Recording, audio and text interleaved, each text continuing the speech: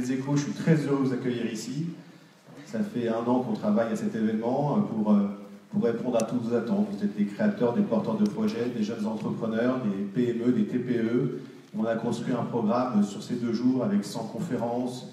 Vous y assistez aujourd'hui, toute une exposition, plus de 500 ou 600 experts qui sont là pour répondre à tous vos conseils, pour donner tous les conseils, pour répondre à toutes vos questions. Donc profitez-en pour faire grandir vos projets, pour les maturer et puis faire de ce territoire un grand territoire d'entrepreneurs. Voilà, merci à tous, merci, profitez de ces 2 jours et faites grandir toutes vos entreprises. Merci à vous. Merci mon cher Laurent, merci.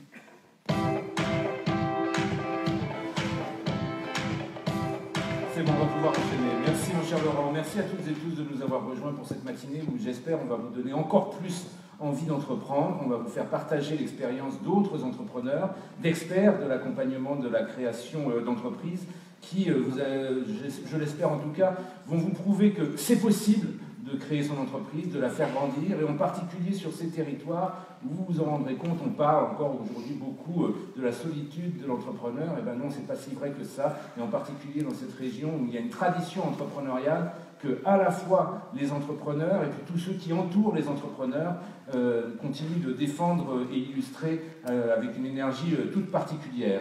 On va commencer peut-être avant d'accueillir tout à l'heure des entrepreneurs et des professionnels de l'accompagnement des entreprises, d'autres professionnels en fait de l'accompagnement des entreprises, des représentants des collectivités territoriales en particulier, et puis le représentant de la caisse des dépôts.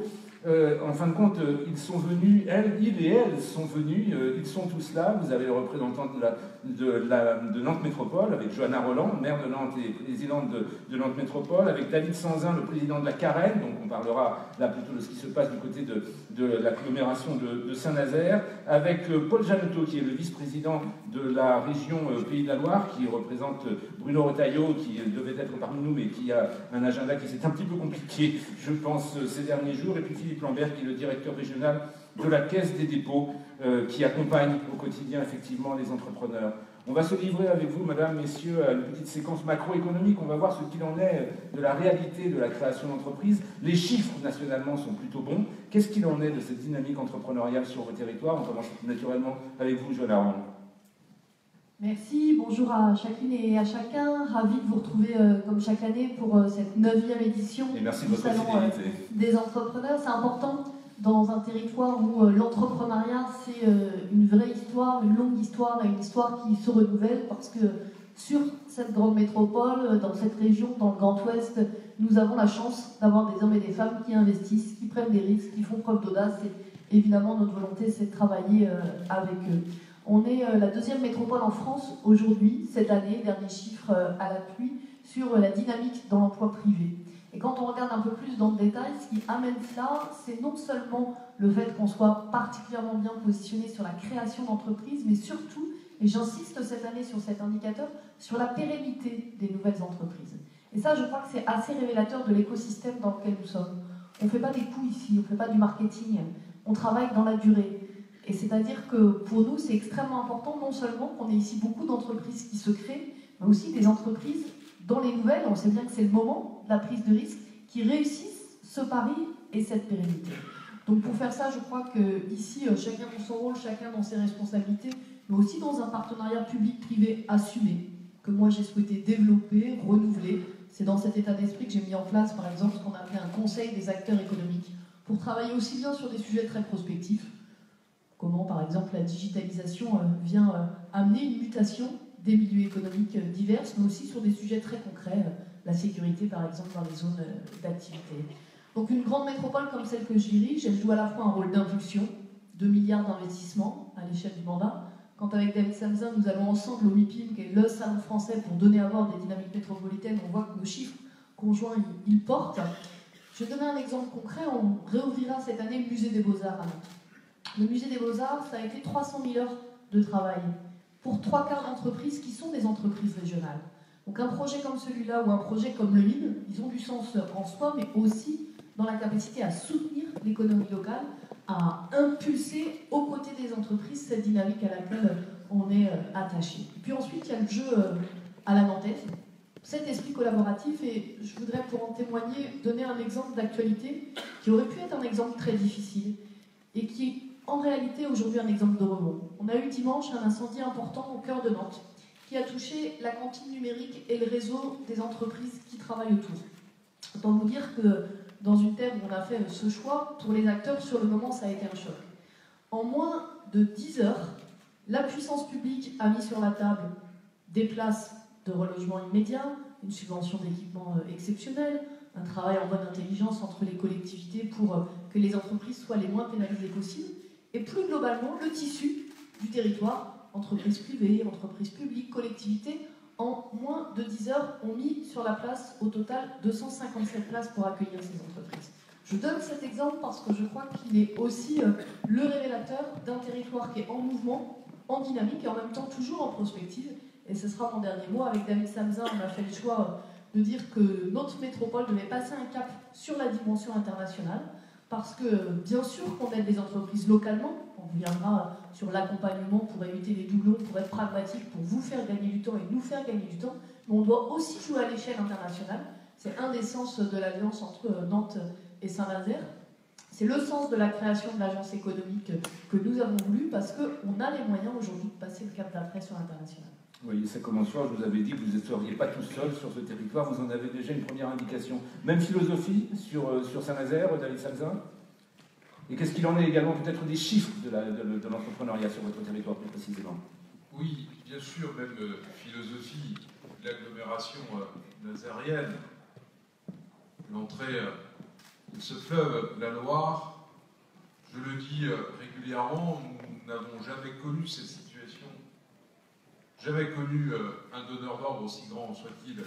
Airbus, la construction maritime, je dis maritime puisque nos chantiers aujourd'hui ont une politique de diversification. Certes, nous construisons, et ceci avec une visibilité exceptionnelle à plus de 10 ans, les plus beaux, les plus gros paquebots du monde.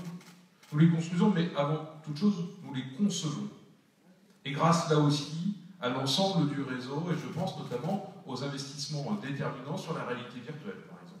J'y reviendrai sur la question du numérique. Et ces indicateurs, au vert, bénéficient à l'ensemble de la région nazarienne. Bien sûr, à l'industrie, à l'ensemble de ses co-traitants, sous-traitants, mais avec une volonté forte de se diversifier. Diversifier son économie, ça pourrait être un slogan de campagne électorale, c'est une réalité à Saint-Nazaire. Quand Saint-Nazaire se positionne dans le tourisme, et notamment dans le tourisme industriel, y compris avec mon collègue que je viens de quitter tout à l'heure, Yves Météro, nous travaillons ensemble pour dire que nous devenons une destination, certes, dans la grande région, au national, à l'international, nous devons être identifiés. Alors oui, bien évidemment, cette visibilité doit nous permettre d'accélérer. D'accélérer parce qu'il n'y a rien de pire que de se dire que nous sommes là pour gérer les 10 ans. Non, surfons cette vague, investissons, innovons. Et voilà pourquoi Saint-Nazaire se positionne, y compris avec cette alliance dans la métropole de Saint-Nazaire, sur le numérique. Nous avons su le faire, nos grands industriels ont su le faire, je pense à Airbus et STX bien entendu. Mais aujourd'hui, il nous faut aller soutenir, développer, vendre aussi un cadre de vie, je le dis régulièrement, exceptionnel. La mer à portée de ville. Et ça fait partie intégrante de la compétition économique en termes d'attractivité entre les territoires, donc vous avez raison d'évoquer. Bien évidemment, moi je le dis régulièrement, la Presqu'île, le Croisic, la Baule, la Brière, ce fleuve pour ce développement industriel, et puis une ville de bord de mer, une ville avec l'ensemble des services d'accès à la santé, à la mobilité, à la culture, eh bien oui, nous devons être attractifs, et nous avons cette volonté politique forte. Alors, nous partageons bien évidemment avec Johanna, et je partage les propos tenus, bien sûr cette alliance publique-privée, sans renier la responsabilité que nous avons en termes de commande publique, et elle est importante. Mais aussi, je pense bien sûr aux chambres de commerce, chambres des métiers. Nous travaillons ensemble, et il y a une illustration parfaite, et j'ai repéré quelques têtes déjà dans la salle. Semaine dernière, nous avions les Audacity Awards. Clairement, les grands donneurs d'ordre prennent de leur temps pour identifier les jeunes entreprises. Ce n'est pas une histoire d'âge, c'est des ceux qui ont une idée, un projet, pour les soutenir, pour les accompagner, y compris pour ouvrir simplement les cartes de visite, pour gagner du temps, pour mettre en réseau. Et c'est cette alliance, écoutez, j'ai non pas découvert, mais notre priorité absolue, c'est l'emploi. Eh bien, des start-up, des jeunes chefs d'entreprise, qui avaient un projet, voilà, 1 an, qui sont en train de mettre en œuvre ces idées, ont pu créer, rassembler plus de 100 emplois. Et c'est la priorité absolue. Et donc, écoutez, oui, ici on sait innover, et ici on sait investir, y compris sur un temps long. Cette dynamique entrepreneuriale, Paul Janto, on la retrouve sur l'ensemble des territoires de la région, et puis aussi cette dimension, je dirais, d'engagement des élus au service justement de cette cause entrepreneuriale. Oui, je partage complètement cette vision du dynamisme entrepreneurial de la région des Pays de la Loire. Il y a ici une culture de l'entreprise, parce que chacun est bien conscient, au-delà de tout les clivages politiques, qu'il ne peut pas y avoir de croissance sans entreprise, il ne peut pas y avoir de développement économique et de création d'emplois sans entrepreneurs. Donc vraiment, il y a ici une histoire qui fait que l'ensemble des départements accueillent un réseau de TPE, de PME, de TI qui est important, qui est structuré. Et sur l'ensemble des Pays de la Loire, on a un maillage qui fait que, bien sûr, il y a des disparités entre certains départements et des disparités au sein même des départements. Mais on n'a pas de désert économique. Parce que, justement, il y a cet accompagnement, à la fois par la puissance publique et par les privés, des chefs d'entreprise et des créateurs d'entreprise. Il y a ici toutes les conditions pour réussir. Parce que nous savons travailler ensemble. Nous savons nous réunir pour monter des projets, pour accompagner des implantations d'entreprises et pour accompagner ce qui nous intéresse évidemment beaucoup aujourd'hui, les créateurs ou les repreneurs d'entreprises. Il y a un certain nombre de dispositifs, on y reviendra peut-être tout à l'heure dans la suite du débat, mais c'est vrai qu'il y a ici un terreau favorable et un terreau favorable qui évidemment s'explique par l'histoire, je l'ai dit, s'explique parce qu'on a un réseau de TPE, de PME qui sont constitués d'entreprises sur différentes filières. On n'est pas monofilière. Évidemment, il y a l'industrie aéronautique qui pèse très lourd. Il y a aussi évidemment l'industrie navale qui pèse très lourd, mais nous ne sommes pas dépendants que d'une seule filière, que d'une seule industrie. Et sur l'ensemble du territoire ligérien, nous avons très très nombreuses filières et des entreprises à capitaux familiaux, et c'est ça ce qui fait la force et la richesse de ce territoire. Pour avoir la chance de faire régulièrement le tour de France des communautés entrepreneuriales, une des choses qui est marquante, c'est la densité également de votre territoire en termes d'ETI, dont les dirigeants sont souvent très engagés justement dans l'animation de la communauté entrepreneuriale. Ça fait partie justement de ce mix? Tout à fait, et ça c'est une particularité, parce que quand on regarde les chiffres, on s'aperçoit qu'il y a beaucoup plus de PME et d'ETI dans les Pays de la Loire qui ont leur centre de décision qui sont dans les Pays de la Loire, dans les communes mêmes. Et ça, je veux dire, quand vous faites de l'accompagnement d'entreprise, lorsque les chargés de mission, aujourd'hui les agences de développement économique départementales qui vont devenir les chargés de mission de l'agence régionale de développement économique, quand ces chargés de mission sont auprès de ces chefs d'entreprise, évidemment, c'est beaucoup plus facile d'avoir des contacts, d'influer, entre guillemets, sur les décisions ou de travailler avec eux sur de nouvelles implantations des agrandissements que lorsque le centre de décision est à l'autre bout de l'Asie, aux États-Unis ou dans un autre coin de l'Europe. C'est évident que ça crée une relation de proximité avec des chefs d'entreprise qui sont particulièrement engagés dans le tissu économique local. On peut citer de nombreux exemples, mais un point fort, c'est le nombre de clubs d'entreprises qui existent sur notre territoire, c'est la participation des chefs d'entreprise au réseau Entreprendre, c'est la participation de très nombreux chefs d'entreprise aux plateformes d'initiatives locales, vous savez, l'initiative France qui se décline dans l'initiative Mayenne, Sarthe, Maine-et-Loire, etc. Donc, cette participation des chefs d'entreprise, ça veut dire qu'ils sont impliqués dans l'économie locale, et ça veut dire que lorsqu'on est impliqué dans l'économie locale, on a envie que cette économie locale se développe. Philippe Lambert, vous et vos équipes, vous êtes un acteur stratégique justement de cet écosystème d'accompagnement des entreprises. Alors vous avez un poste d'observation tout à fait privilégié. Qu'est-ce qui, selon vous, fait la réussite entrepreneuriale, la force de cette dynamique sur l'ensemble des territoires? Alors Nantes, l'agglomération, mais au-delà, ce qui se passe également dans l'Anjou, le Choletais, la Mayenne ou la Sarthe. Écoutez, bonjour à tous. Sur l'ensemble du Grand Ouest, on peut parler de niaque entrepreneuriale.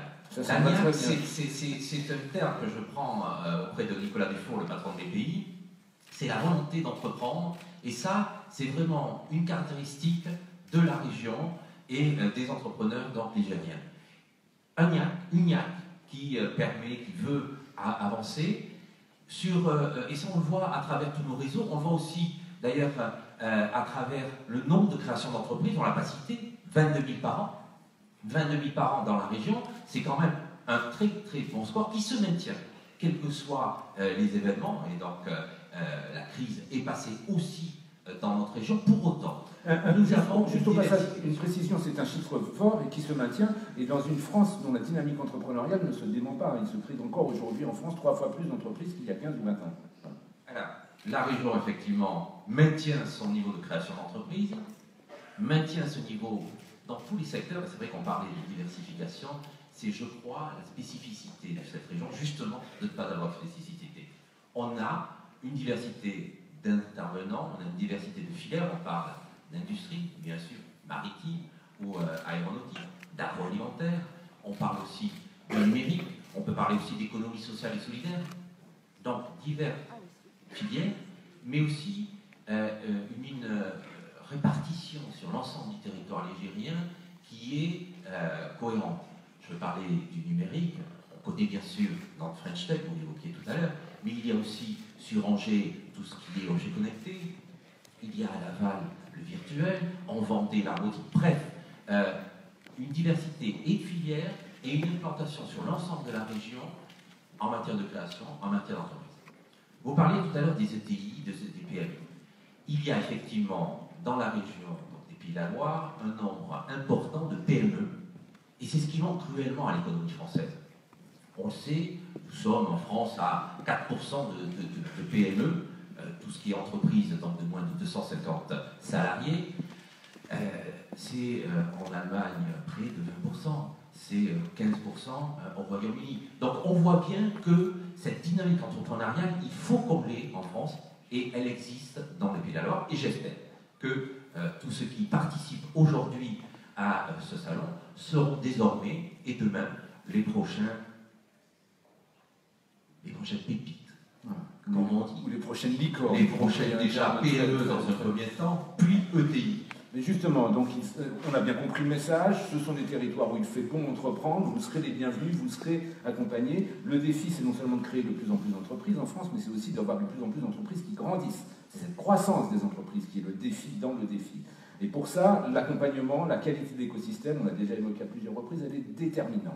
Qu'est-ce qui se développe? Qu'est-ce que vous développez les uns et les autres, justement pour faciliter la tâche, le développement de ces entreprises? On a déjà évoqué certaines de vos initiatives, mais parlez-nous-en davantage. On commence peut-être par, vous continuez Philippe Lambert, ensuite on va voir du côté des élus. Oui, Paul Janto parlait effectivement de l'implication des chefs d'entreprise ligériens dans le système. Je crois que c'est ça, en fait, la force de l'économie régionale. Comment les sachants, ceux qui ont créé la boîte, ceux qui ont développé l'emploi, ceux qui sont aux commandes désormais de belles pépites, effectivement, ligériennes, peuvent accompagner, peuvent aider les jeunes, les moins jeunes d'ailleurs, créateurs ou repreneurs d'entreprises. Je crois qu'il y a les deux sujets qu'il faut évoquer. Comment ils peuvent les conseiller, les appuyer dans leur réflexion, quand ça va bien, mais aussi quand ça va moins bien. Et ça, tout le réseau que nous accompagnons à la Caisse des dépôts avec les collectivités, tout le réseau donc des créateurs d'entreprises, permet effectivement cet accompagnement. Et on le sait bien, une entreprise accompagnée est plus viable au-delà des fatidiques 3 premières années. Et donc nous militons beaucoup pour cet accompagnement. Il y a l'accompagnement financier, que nous assurons effectivement à travers les dotations de prêts d'honneur, mais aussi l'accompagnement en ingénierie. Et puis derrière, ça veut dire pour les banquiers de la place, une certaine sécurité. Et ça permet ainsi, chaque année, sur la région, de lever près de 70 millions de prêts bancaires. Pour rebondir sur ce que vous disiez sur l'importance de l'accompagnement, les chiffres sont spectaculaires sur la pérennité à 3 ans. Les entreprises qui ne sont pas accompagnées, il y en a en gros 1 sur 2 qui disparaît. Quand elles sont accompagnées, elles sont plus de 2 sur 3 à être toujours là et avoir toujours envie de grandir. Donc, ne vous privez pas de bénéficier de cet accompagnement. On va voir ce qu'il en est de nouveau, nouvelles initiatives en la matière, d'abord au niveau des agglomérations, et on terminera avec Paul Janto pour ce qui est de la région. David Samzin, Johanna Roland, qu'est-ce que vous avez encore d'autre à nous annoncer en la matière? Je crois que si je devais retenir 2 mots de notre état d'esprit pour avancer sur ces sujets, c'est à la fois la créativité et le pragmatisme. La créativité, parce que ça a été évoqué tout à l'heure, notre territoire a à la fois mieux résisté que d'autres à la crise et en même temps a rebondi plus vite. Et ça, c'est grâce à la diversité du tissu économique. Ici, on ne considère pas que l'industrie, c'est une question du passé, on considère que ça peut être une question d'avenir. Industrie culturelle et créative, industrie du futur. Ici, l'économie de service est extrêmement importante. Ici, le secteur biomatériaux ou le secteur santé est déterminant. Ici, on sait ce qu'on doit aux PME et aux TPE de ce territoire. Je vois dans la salle à la fois des représentants de la Chambre des métiers et de l'artisanat, des représentants de la CCI. Je les salue parce que notre capacité, c'est de mettre nos dispositifs en commun. Je co-préside aujourd'hui à l'échelle du pays le club des métropoles. Quand je voyage en France, c'est que je vais chercher des bonnes idées, parce qu'ici aussi, on est dans cet état d'esprit de renouvellement permanent. Parfois, je crois des chefs d'entreprise qui me disent « chez nous, il n'y a pas de dispositif ». Ici, ce serait presque l'inverse. Parfois, vous nous dites « attention, c'est quoi le parcours? À quelle porte on frappe ?» Parce que tous, vous nous dites « on n'a pas de temps à perdre ». Donc notre état d'esprit, mon état d'esprit, c'est le pragmatisme. La collaboration, le partenariat avec les acteurs éco, parce que c'est une évidence, mais il faut toujours le rappeler, l'emploi privé, c'est d'abord dans les entreprises qui se créent, et la capacité à éviter les doublons, à éviter les empilements, à aller vers la simplification, tout simplement pour être plus efficace. Je donne un exemple. Quand la métropole travaille à soutenir le réseau des supporters de la création, quand la métropole travaille à développer le réseau Oser Entreprendre, quand la métropole travaille à cette idée d'un guichet unique PME-TPE, c'est bien pour dire on joue sur toutes les échelles de territoire. On joue au local, on joue Nantes-Saint-Nazaire, on joue dans le dialogue avec la région, on joue dans la coopération des grandes villes de l'Ouest, Nantes, Rennes, Brest, Angers, Saint-Nazaire, et quand on va ensemble au Québec, on fait la démonstration que quand on joue collectif, on est plus fort à l'international, et on assume notre singularité. Je prendrai un dernier exemple. Hier soir, j'échangeais avec une quarantaine de chefs d'entreprise, et on parlait y compris du projet d'Arbreron nantais. Je vous invite à regarder un grand quotidien qui fait sa spéciale sur Nantes aujourd'hui. Je pense que c'est plutôt de nature à donner confiance à tous ceux qui ont envie de prendre des risques, à tous ceux qui ont envie d'audace, à tous ceux qui ont envie d'entreprendre. Et je leur disais pourquoi ce projet, il fait partie d'une stratégie économique assumée. La concurrence aujourd'hui entre les métropoles, c'est pas simplement à l'échelle nationale, c'est à l'échelle européenne. Si on ne trouve pas de la différenciation, alors petit à petit on régressera. Moi je crois que le statu quo ça n'existe pas. Et s'il y a un point commun entre un chef d'entreprise et un élu, c'est que le jour où on arrête d'investir, le jour où on arrête d'innover, le jour où on arrête d'inventer, alors on recule. Je crois que vous aurez compris que c'est l'inverse de notre état d'esprit partagé sur ce territoire. Je crois que le message est passé. Merci pour ce petit coup de chapeau à la rédaction des Échos. Davidson. Oui, il faudrait pratiquement 2 fois plus de temps pour développer et répondre pleinement à la question. Oui, mais justement, l'enjeu, c'est la simplification. Il faut rendre ça plus facile à dire. L'élément déterminant, Johanna l'a évoqué. Le temps de nos villes, de nos agglomérations, est parfois un temps long.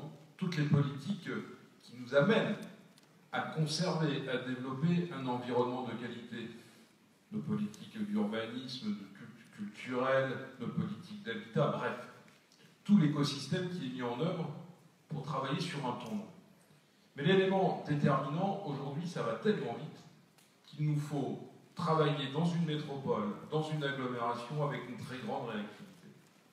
Très grande réactivité et être capable de prendre des risques, y compris nous élus. 2 exemples. La réactivité, c'est notamment, et je tiens à souligner la présence du directeur du CIL, c'est-à-dire, à un moment donné, il faut qu'on puisse mutualiser, fédérer, trouver un lieu où se poser, où être adressé. Mais il faut aussi aller chercher, à un moment ou à un autre, le soutien. Vous l'avez évoqué les uns les autres, moi je ne le développe pas. Mais c'est aussi de soutenir parfois des idées qui ne viennent pas de nous. Des idées parfois un peu choquantes, provocantes.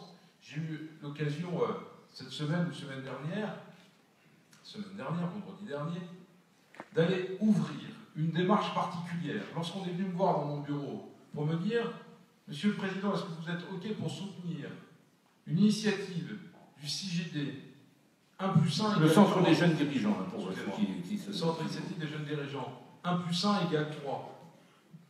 J'ai regardé en disant « Les accos, de quoi me parlez-vous » Et l'intérêt de voir cette démarche entre le monde étudiant, des porteurs d'idées, des start-up, mais aussi des grands chefs d'entreprise, qui ont, entre guillemets, leur carrière est derrière, mais en même temps interpellés par ce qui se passe, eh bien nous travaillons ensemble, avec une flexibilité flexibilité, avec la gestion du temps, justement, déterminante, et de se dire, ici, on va aller suivre cette idée, on va la soutenir, on va fédérer, mettre en réseau, je crois que c'est ça, cette intelligence et cette flexibilité qui doit nous permettre d'être plus réactifs.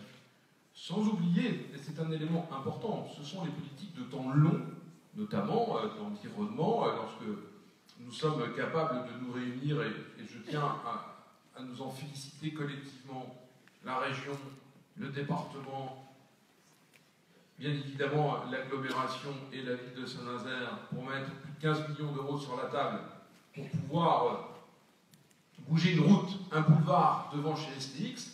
Et pour l'anecdote, et je m'arrêterai là pour ne pas rentrer dans la confidence, lorsque je reçois le patron de RCCL, celui qui nous commande les plus gros bateaux du monde, qui était dans mon bureau avant-hier, et qui me dit « Monsieur le maire, vous avez été capable de faire ceci ensemble. Et le résultat, la livraison, c'est dans 1 an et demi. Moi, aux États-Unis, c'est mon petit-fils qui aurait pu jouir de cette infrastructure. » Donc il ne faut pas opposer ces temps, il faut être complémentaire, il faut en même temps que les feuilles de commande soient claires pour que vous, celles et ceux qui ont ces idées, celles et ceux qui investissez, puissiez vous projeter, y compris sur un temps long, et ça, c'est notre responsabilité.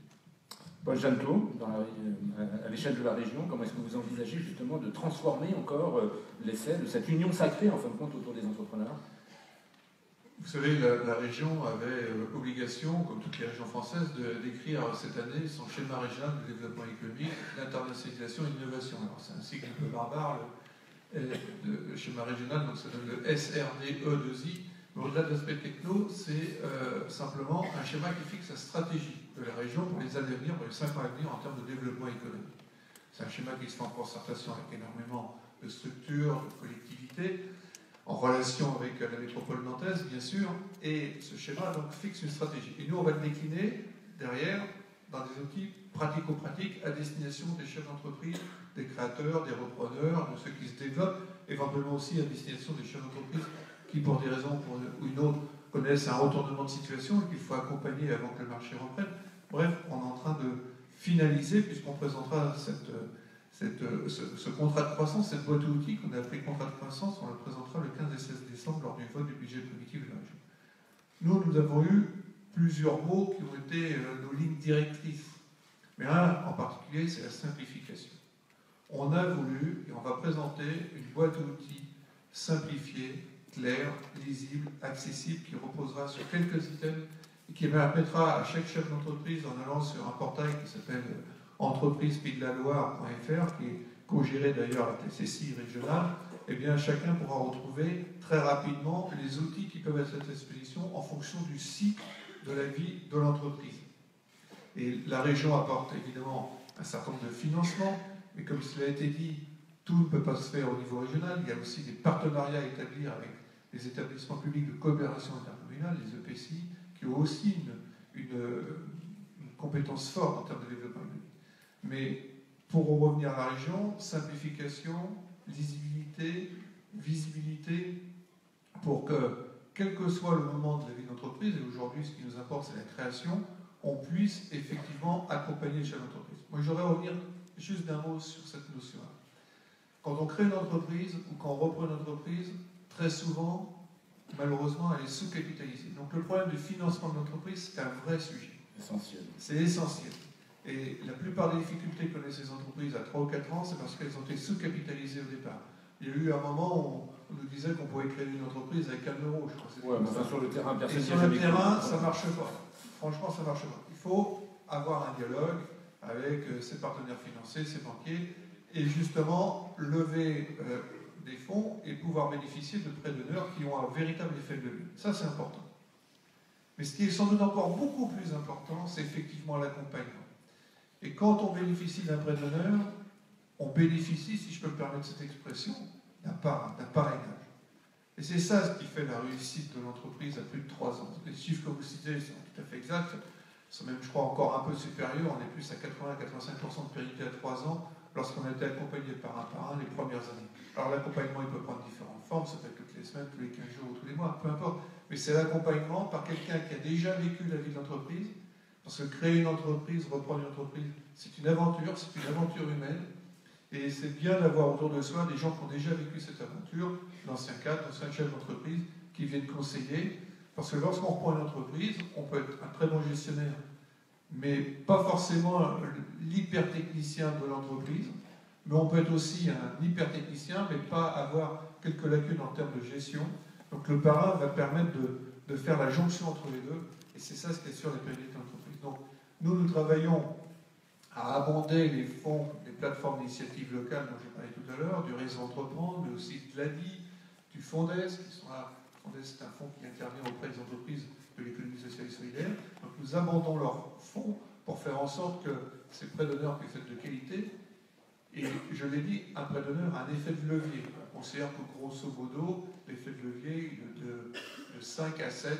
Lorsque vous avez 10 000 euros de prêt d'honneur, eh bien vous allez pouvoir lever normalement entre 50 et 70 000 euros auprès d'une banque. Donc ça, c'est un effet ça change les conditions d'amorçage. Et ça change complètement les conditions d'amorçage. Évidemment, ça facilite la vie au démarrage, mais ça facilite aussi la pérennité de l'entreprise.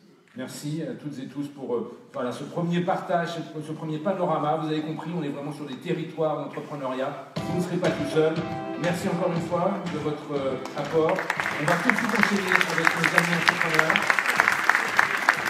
et les experts de la création, de l'accompagnement de la création d'entreprise. Merci de me rejoindre à Bénédicte Pléau, la fondatrice d'Enerdigit, à Johan Rico, le cofondateur de Shopopop, à Guillaume Roland, qui est cofondateur également de SensorWave, et puis à nos deux experts, Alain Belay, le directeur général de l'agence France Entrepreneur, et Jean-François Monceau, qui est responsable du département création, transmission, financement d'entreprise à la CCI Nantes-Saint-Nazaire.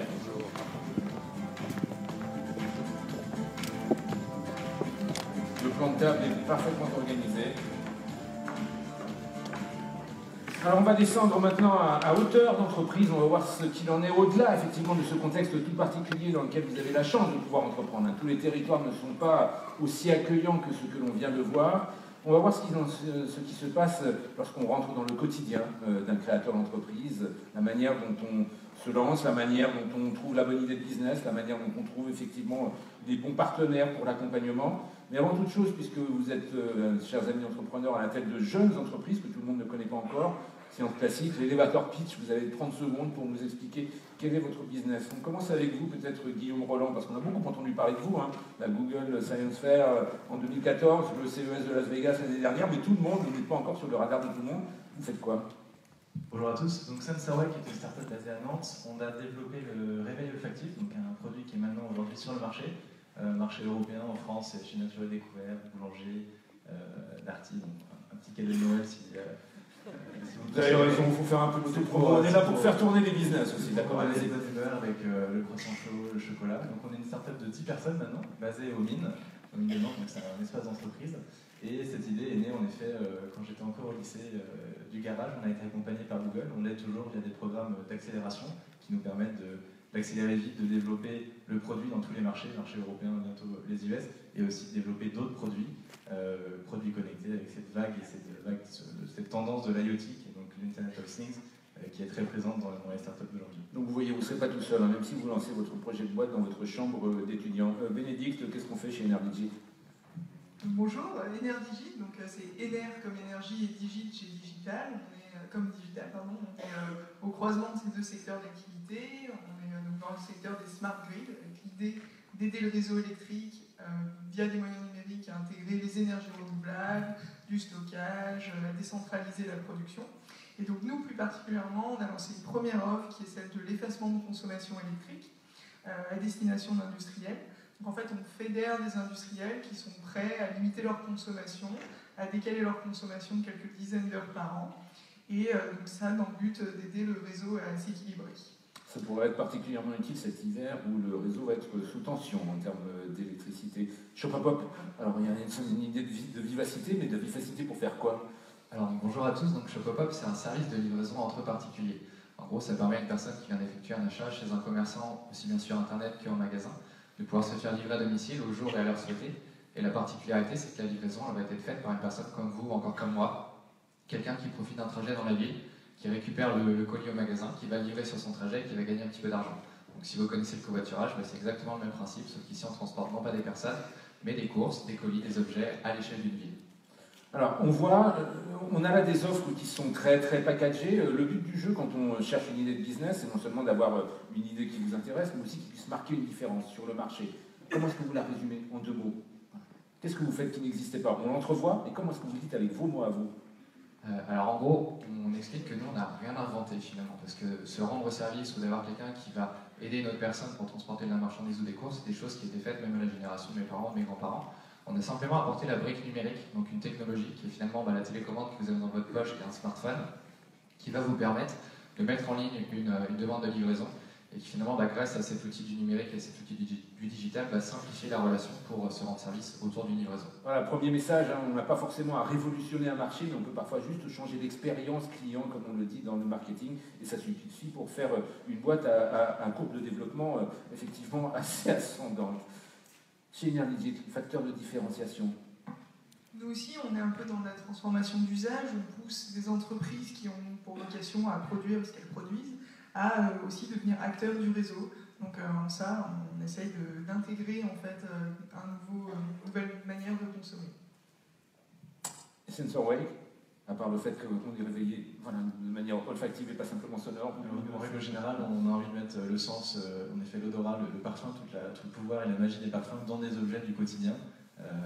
Aujourd'hui c'est un réveil, le premier produit qu'on a mis sur le marché, et demain ce sera d'autres produits. Donc cette subtilité-là est d'utiliser le meilleur du parfum pour améliorer le bien-être et la santé du consommateur. En même temps, c'est un vrai risque parce que l'olfactif, c'est quand même quelque chose d'éminemment subjectif.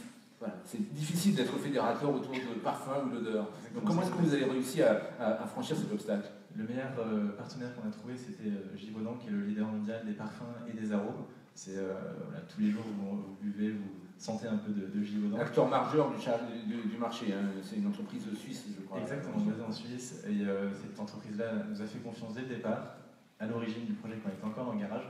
Et donc on travaille très étroitement avec eux sur notre prochain projet également. Au passage, vous voyez un peu l'idée, hein. Tous les trois, vous avez en commun une chose, c'est que vous avez entrepris en système ouvert. C'est-à-dire que pas tout seul. Voilà. Ça suppose d'avoir, c'est un projet, un marché, mais un marché qui tient parce qu'il y a derrière, il y a un réseau ou des alliances. Et en particulier, dans notre cas, des alliances entre un grand groupe et une start-up. C'est pas trop difficile de les convaincre? Le David et Goliath, en effet, c'est très important. Ça, c'est l'expression effectivement de la Fondation Raise, hein. David avec Goliath. C'est très dans l'air du temps. Que Claire met en avant, et je pense que c'est en effet très important. Ça permet de tirer du meilleur des deux, le grand groupe avec sa puissance, sa force de frappe, la start-up avec l'effet lean, l'effet flexibilité, et ça permet de toucher, pénétrer les marchés très rapidement et d'avoir une meilleure approche sur le marché, et aussi, voilà, on va dire 1 plus 1, on a dit 1 plus 1 égale 3, 1 plus 1 égale 100, et je pense qu'on peut aller très vite aussi là-dedans. C'est une approche qui est très intéressante. On touche là quelque chose d'essentiel, n'est-ce pas, chers amis experts? Toutes les entreprises, y compris les grands groupes, ont aujourd'hui un défi de transformation. Et ils ont compris aussi qu'ils n'y arriveraient pas tout seuls en système propriétaire, qu'il fallait qu'ils passent en système ouvert. Et ça crée des opportunités pour les entrepreneurs comme ceux qui sont dans la salle. Jean-François. Ah oui, tout à fait. D'abord, bonjour à tous, pardon. Oui, tout à fait. L'exemple que vient de citer Guillaume, c'est quelque chose qui est possible pour bon nombre de projets qui sont certainement dans cette salle. La capacité à s'allier à Goliath, dans l'exemple, est quelque chose qui est pour des fois nécessaire, même indispensable, et en tout cas qui est attendu par Goliath dans ces logiques de diversification. Donc repérer les grands groupes, repérer les leaders, repérer les grandes marques qui peuvent s'intéresser à votre projet est indispensable dans le parcours de création. Oui, parce que Goliath, il n'est pas à l'abri de se faire ubériser, donc quel que soit son marché. Non, mais lui, il connaît bien son marché, il a une bonne visibilité sur son marché de demain, oui. Et d'ailleurs, peut-être est-il actuellement en recherche de cette diversification et des talents que vous pouvez proposer. Alain Bellet, de ce formidable poste d'observation qui est effectivement l'Agence France Entrepreneur. La question que... Ça marche, ça, ouais. Bonjour. Sur la question que vous venez de poser, j'ai un exemple en tête là, assez récent. C'est Bazin, Accor. Entreprise en pleine transformation. Voilà. Une très très belle entreprise hôtelière, de service. Et en fait, il a fait ce constat, c'est que pour continuer à développer son modèle économique, il avait besoin de David, il avait besoin d'accumuler des David pour pouvoir faire que Goliath reste Goliath. Et il a fait quoi? Il a pris des parts de marché, des participations dans des entreprises hôtelières. Je pense notamment aux Mama Shelter. Je ne sais pas si vous connaissez les Mama Shelter, mais il y en a maintenant un petit peu partout en France. Ça a été créé à l'origine, pour ceux qui ne connaissent pas, c'est un hôtel très disruptif, à la fois très design, avec une vraie expérience client. C'est une création d'entrepreneurs aussi. Hein. Voilà. Serge Trigano. C'est Serge Trigano qui a créé ça. Il a créé ça avec Stark, avec l'idée que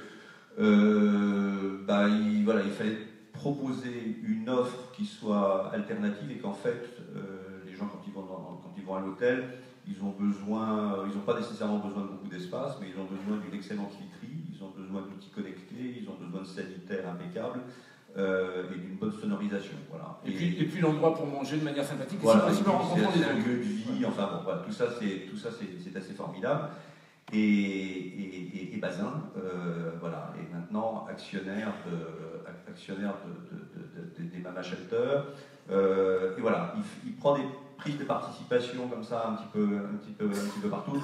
Et il a dit il y a 15 jours, moi mon vrai regret, c'est de ne pas avoir créé Airbnb, parce que voilà. Et donc depuis, tous ces mastodontes, que ce soit dans l'hôtellerie ou que ce soit ailleurs, courent après des projets, des produits innovants, disruptifs, et dont ils se nourrissent parce que voilà, ils ont besoin de ça pour se développer.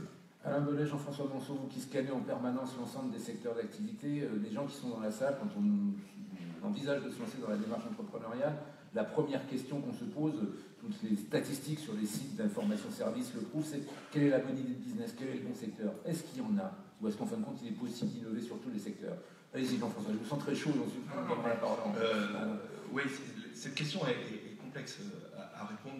Moi perso, au regard de ce que je vois, en effet, les scanners des maisons de la création sur ce département, du réseau supporteur de la création que nous animons, moi ce que je vois, c'est qu'il n'y a pas un secteur, ou en tout cas ni deux ni trois, il y en a plusieurs. Je pense que ce qu'il faut... alors il y a des secteurs qui ont été cités d'ailleurs par les élus et les participants à la première table ronde. Bien entendu le numérique, bien entendu tout ce qui tourne autour du high-tech. Si vous me permettez, Jean-François, le numérique en soi, mais aussi de toute façon le numérique il est transversal. Exactement. Aujourd'hui, s'il n'y a pas cette dimension numérique, si cette présence en particulier sur le mobile, votre business a de gros soucis dès le départ. Voilà, c'est pour ça que quand je parle du numérique pratiquement en premier, c'est dire que ça concerne tout le monde. On voit des choses apparaître autour de la silver economy, par exemple, le développement des offres de services autour des personnes âgées. On voit aussi toujours des choses sur la mode, la création de lignes, la création de bijoux. Il y a encore des choses formidables qui sont en train de se faire sur ce sujet-là, alors que c'est quand même un vieux sujet. Il faut aussi, là du coup, revisiter peut-être les circuits de distribution. Et puis on voit des choses plus... alors, est-ce qu'ils seront anecdotiques? J'en sais rien.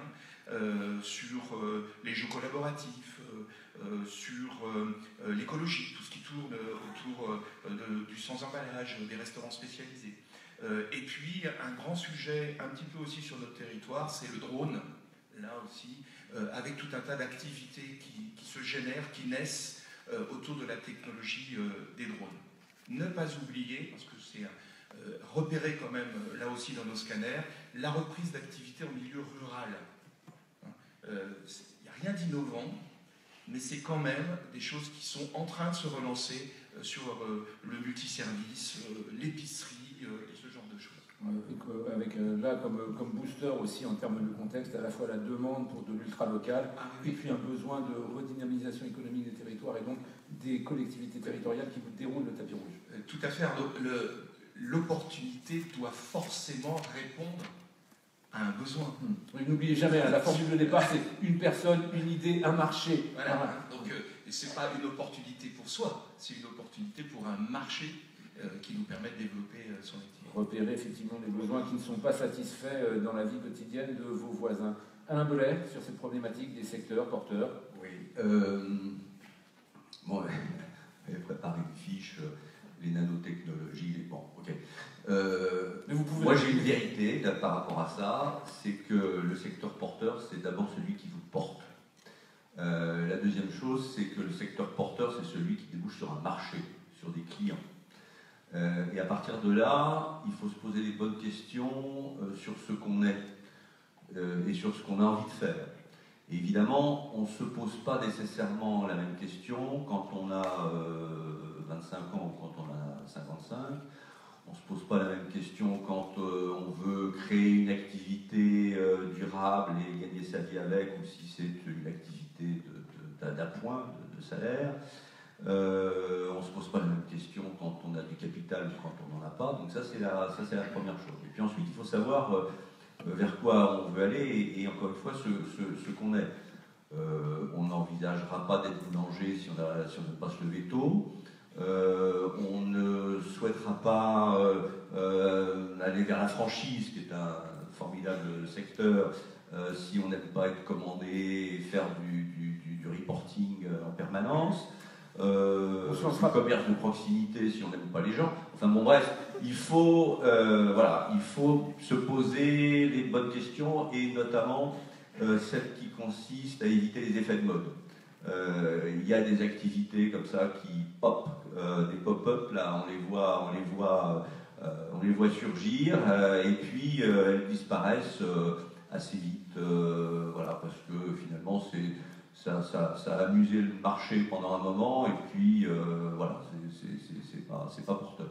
Donc on le voit d'ailleurs avec nos amis là, on voit bien qu'il y a des profils très différents. Hein. Il y a une jeune scientifique, ingénieure qui travaille sur l'économie durable. Voilà.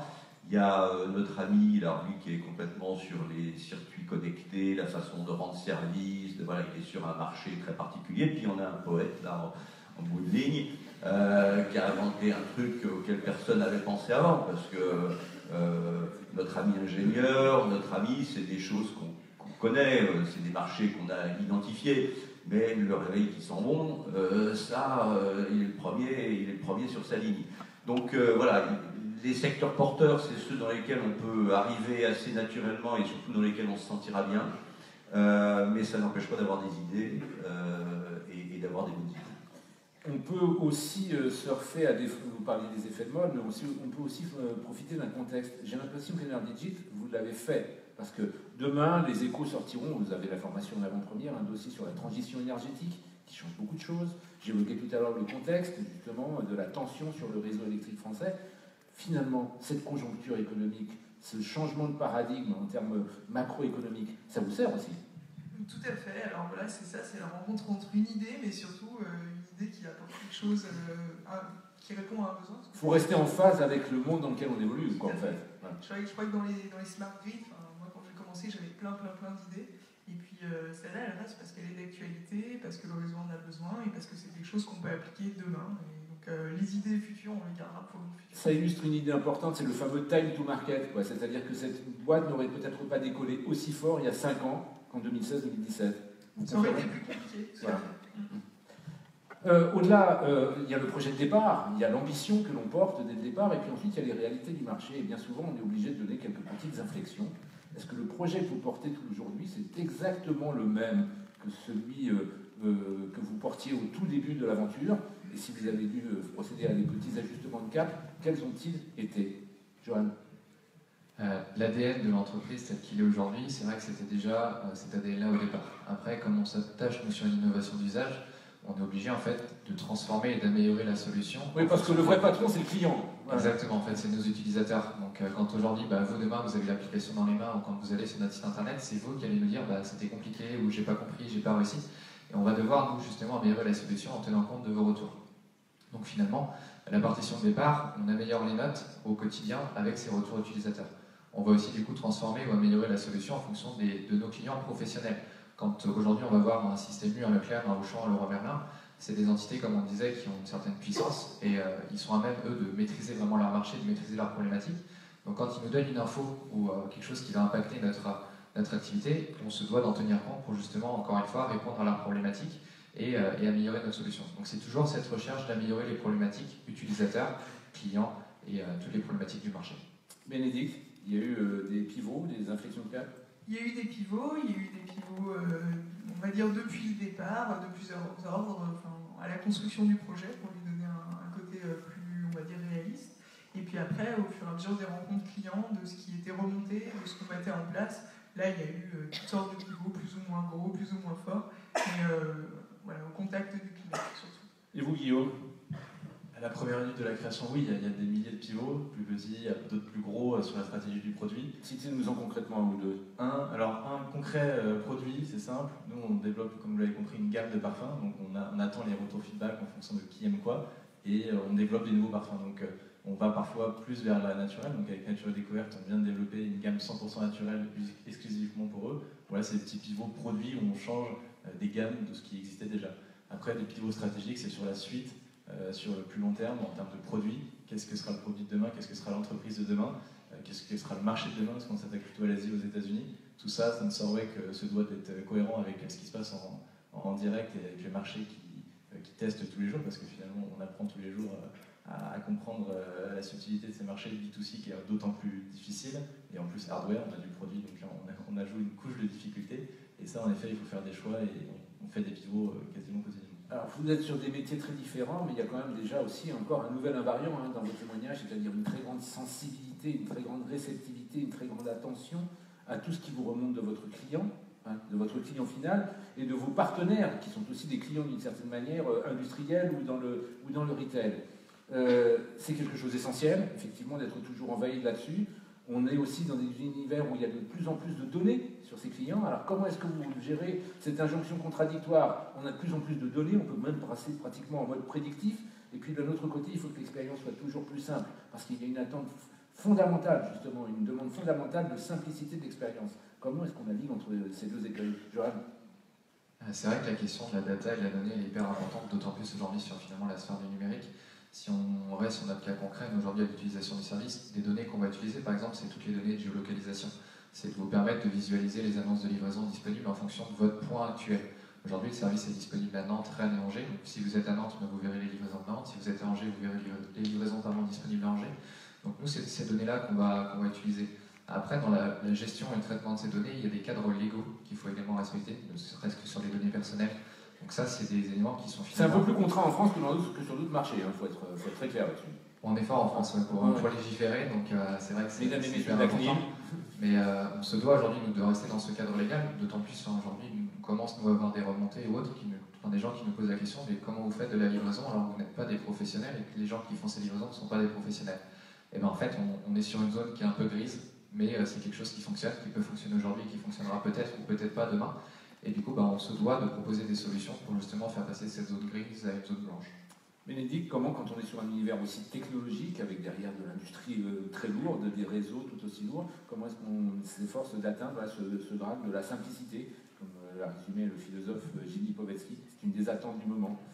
La simplicité, c'est vraiment un enjeu pour nous, c'est de vulgariser ce qu'on fait, d'expliquer, de simplifier pour nos clients. Et pour revenir sur pour moi, j'ai une approche, on va dire, très terre-à-terre. Et je pense que toutes les données, tout ce qu'on récolte, tout ce qu'on entend, ça nous permet d'avoir des idées, bonnes ou moins bonnes, mais vraiment le contact sur le terrain et l'essai, c'est ça qui nous permet justement d'aller filtrer les bonnes et les moins bonnes idées. Donc voilà un petit peu comment nous on procède. Et Guillaume, comment est-ce que vous déployez vos petites antennes justement pour... Simplicité dans le design déjà, et aussi surtout le discours. C'est vrai qu'il est extrêmement sobre, il faut être simple, d'autant plus quand on est dans le retail. On a parlé des retail B2C. Quand on est chez un Harrods en Angleterre, la personne qui va vouloir acheter un produit, il faut que ça soit simple, le message soit simple. Et ça, je pense que c'est le conseil numéro 1 aux futurs entrepreneurs qui vont développer leur service ou leur produit. Faites simple et simple. Votre combat de marque, il doit pouvoir s'énoncer, comme disent les anglo-saxons, il doit pouvoir s'énoncer en une ou deux phrases. Et une, c'est mieux que deux, en général. Vous confirmez? Oui, exactement. Et ça part, le pitch, là, on a parlé d'élévateur pitch. Il faut qu'en 15 secondes, le temps que vous montiez en ascenseur avec quelqu'un, vous puissiez présenter votre projet et qu'à la fin, tout le monde ait compris ce que vous faites de A à Z. Chers amis experts, comment est-ce qu'on peut s'assurer de la validité de son idée et puis surtout comment est-ce qu'on l'évalue en phase de lancement pour réaliser à temps le pivot qu'on évoquait justement avec nos amis Alain, Jean-François, je ne sais pas dans quelle ordre, allez-y, Jean-François le micro, il commence.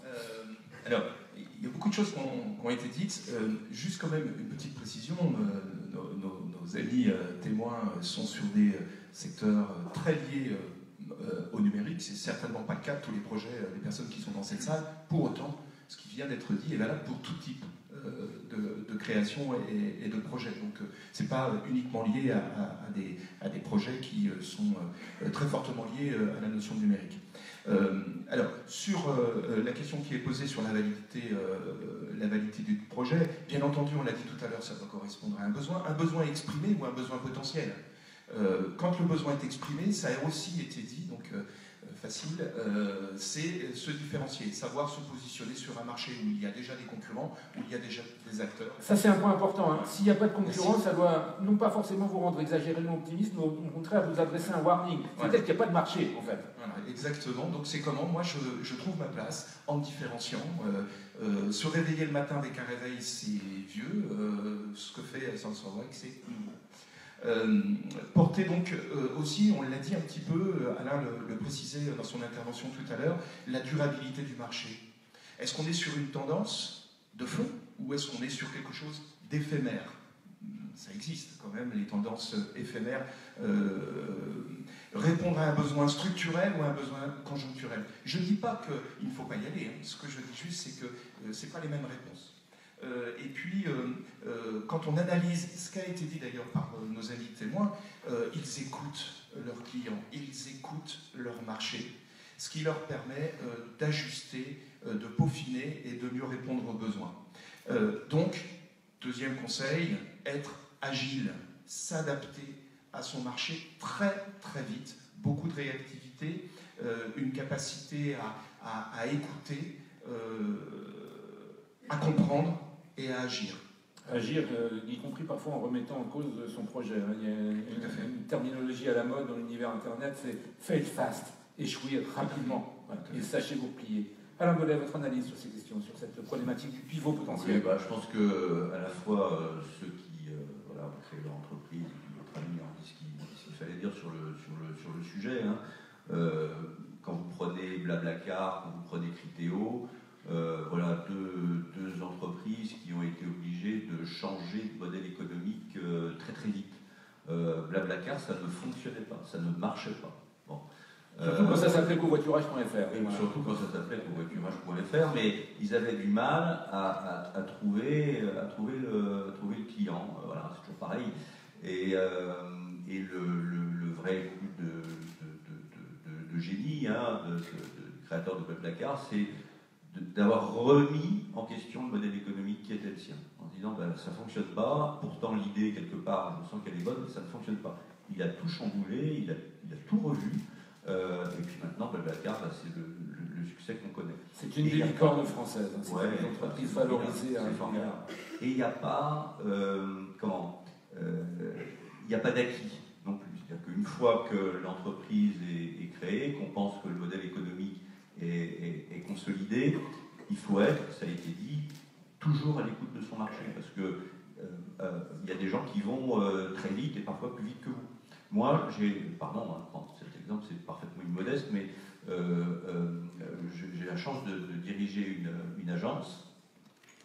On a un site internet, afe.fr. Je vous recommande d'ailleurs vivement d'aller sur... Très confraternellement, ça reste, tout comme auparavant celui de la PCE, ça reste le meilleur service. On a 11 millions de visiteurs, d'internautes qui viennent sur le site. Pourquoi j'en parle?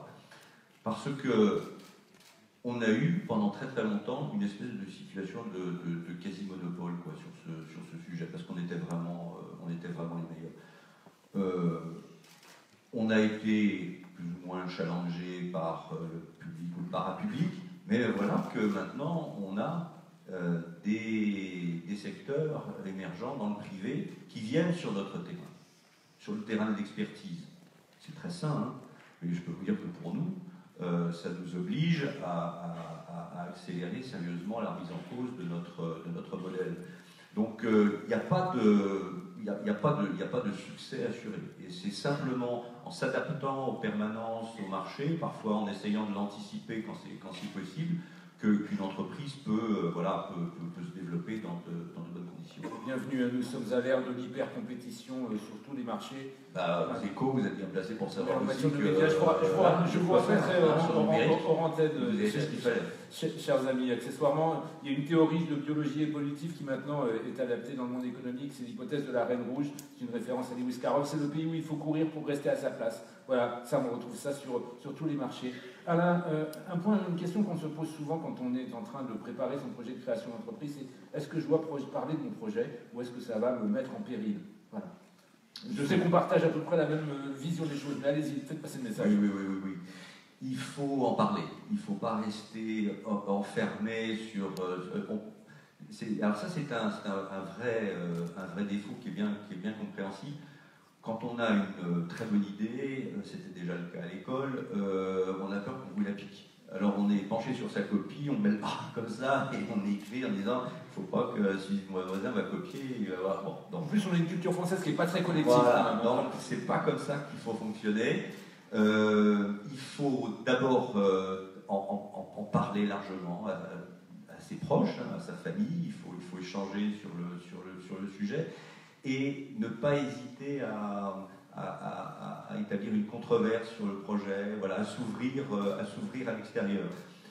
D'abord parce que c'est comme ça que vous pouvez en permanence du coup améliorer votre modèle, voilà, le rendre plus attractif, plus séduisant. Et puis c'est comme ça aussi, chemin faisant, que de la même façon que vous avez 1 minute pour prendre l'ascenseur et pitcher sur votre projet, convaincre des partenaires éventuels de l'opportunité de s'associer à votre projet. C'est comme ça qu'on peut trouver des associés, c'est comme ça qu'on peut trouver des financeurs. Il y a un livre dont je vous recommande la lecture, qui a été écrit par une dame qui s'appelle Sandra Legrand, qui est une femme formidable, qui a créé son entreprise, qui est partie d'une idée assez simple. Il y a des comités d'entreprise partout en France.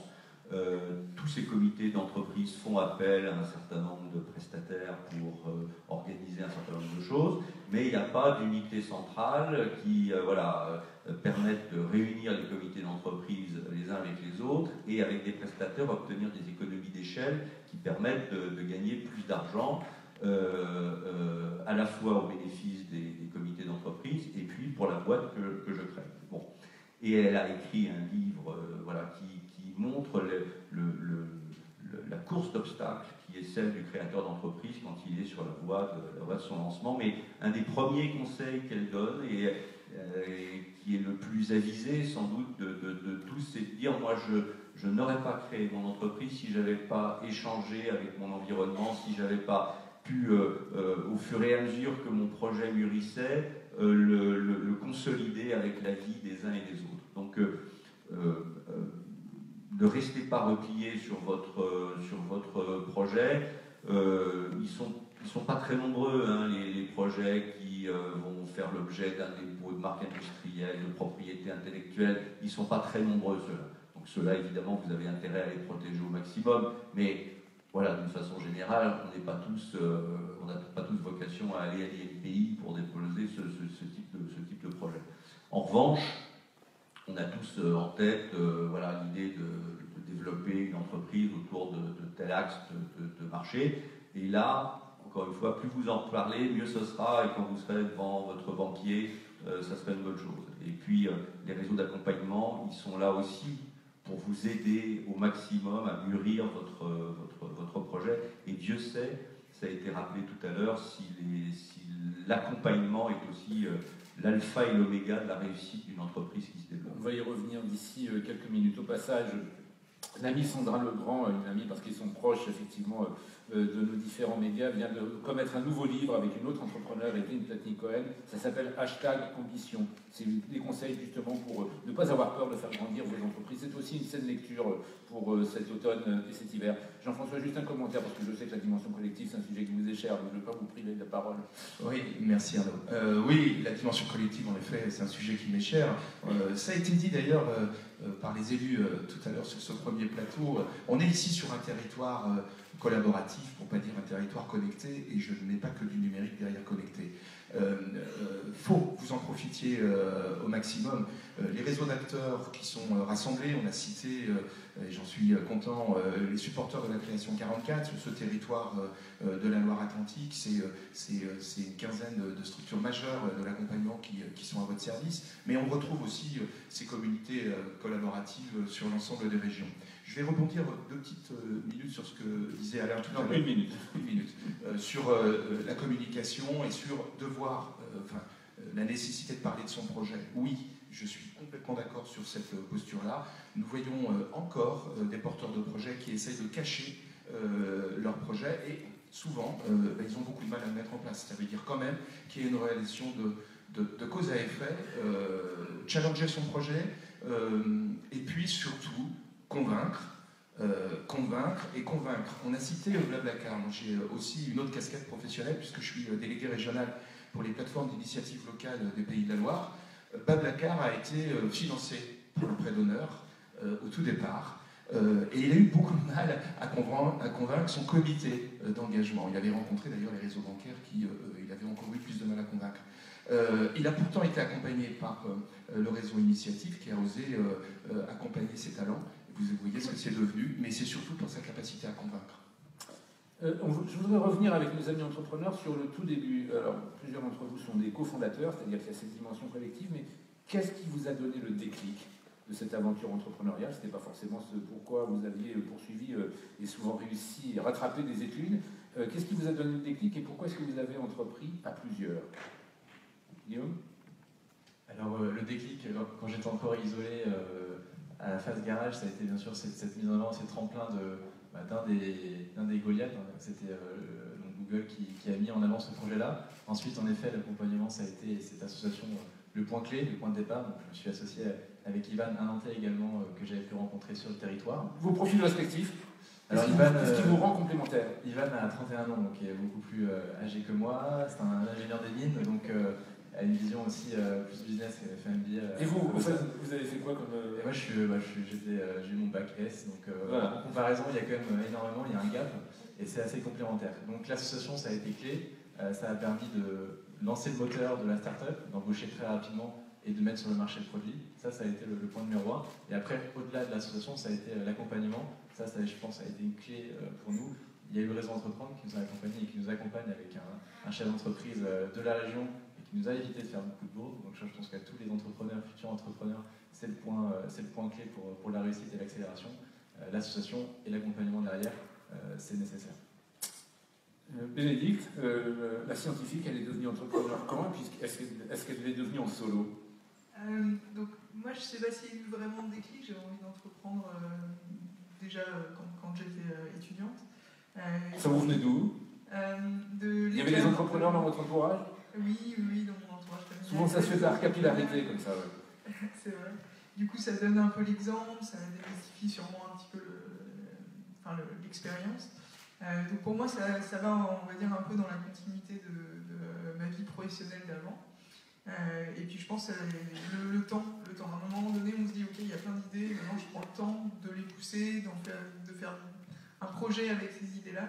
Et puis je pense la rencontre aussi avec le réseau autour de nous qui est favorable à ça, qui répond positivement, je pense que ça fait grandir un peu les projets et ça permet d'entreprendre plus sereinement.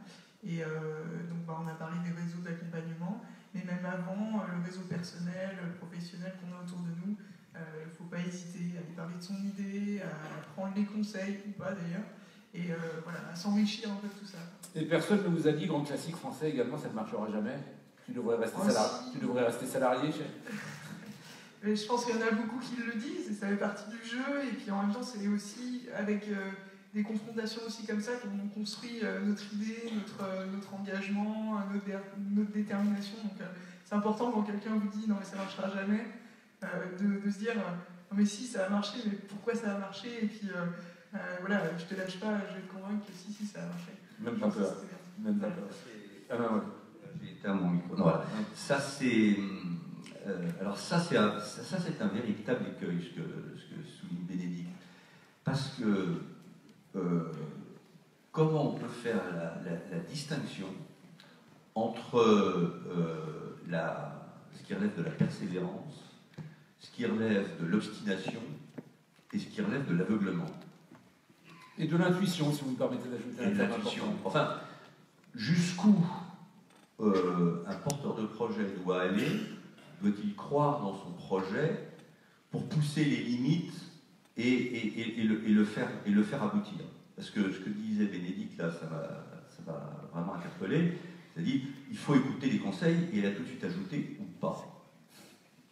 Et c'est dans le ou pas que tout se joue, parce que il y a des mauvais conseilleurs, et les mauvais conseilleurs, comme on le sait, ne sont jamais les meilleurs.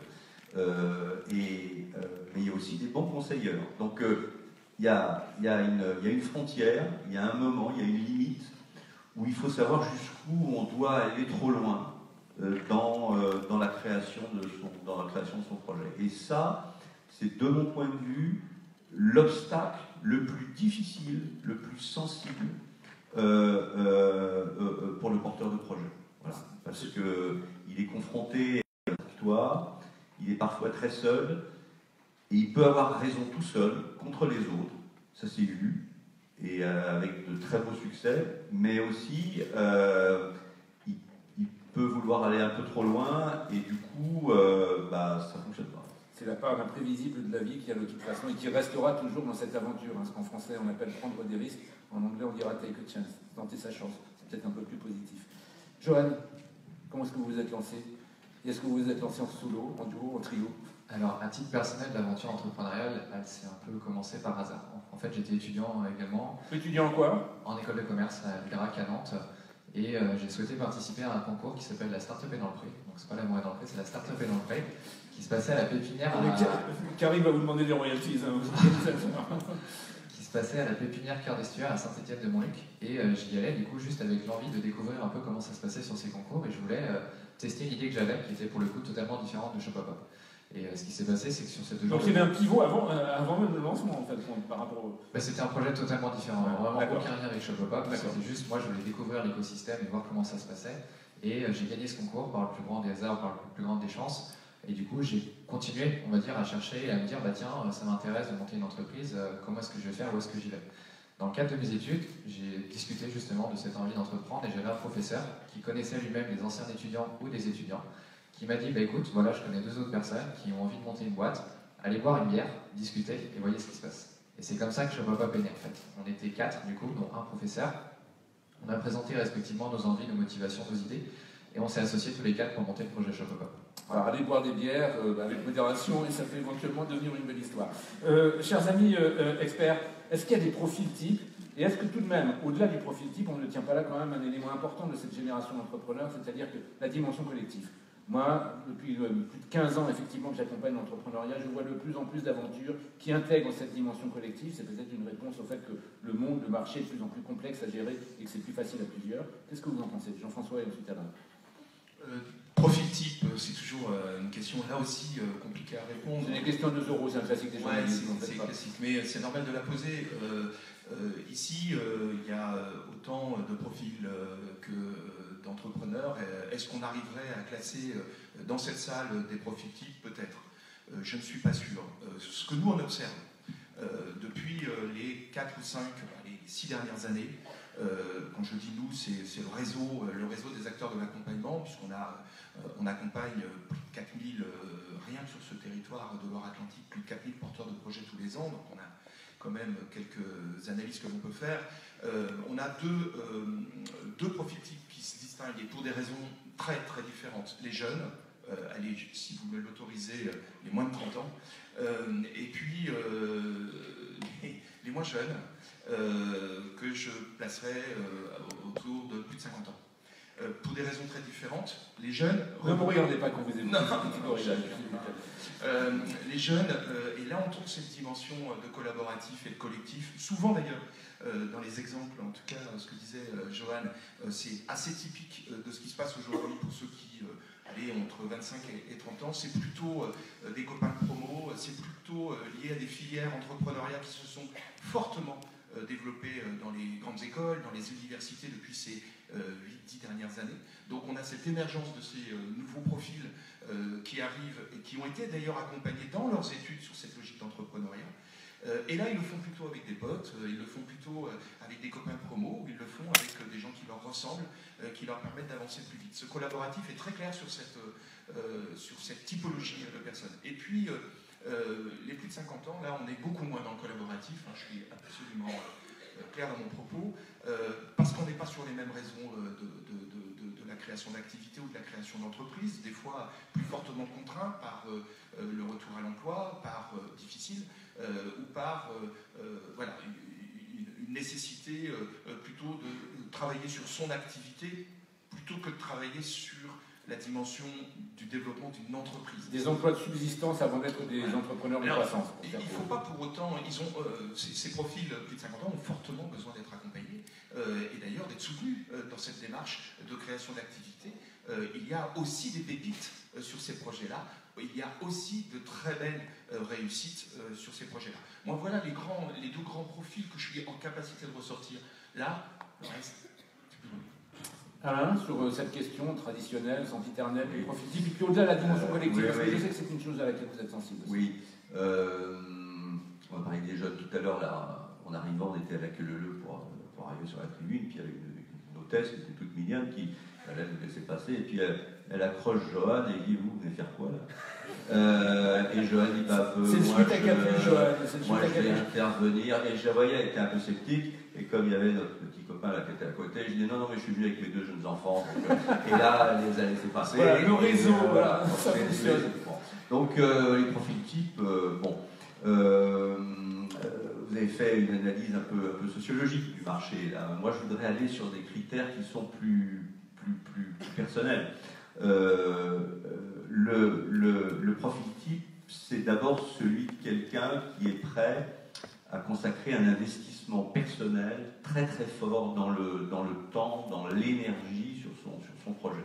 Ça va être votre vie, l'essentiel de votre vie pendant plusieurs années, il faut être très clair. Voilà. Et ça, il faut aussi bien l'avoir en tête, parce que plus on avance dans le temps, plus cette équation-là, elle est difficile à résoudre.